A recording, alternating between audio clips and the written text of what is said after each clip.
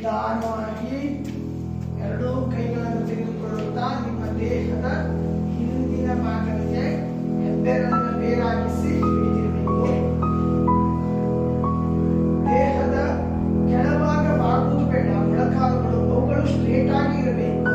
ಆದರೆ ದೇಹದ ಮೇಲ್ಭಾಗ ಮಾತ್ರ ಎಷ್ಟು ಆಗ್ತದೆಯೋ ಅಷ್ಟನ್ನು ಹಿಂದಕ್ಕೆ ಕಳಿಸಬೇಕು. ವೇಟ್ ಮಾಡಿ.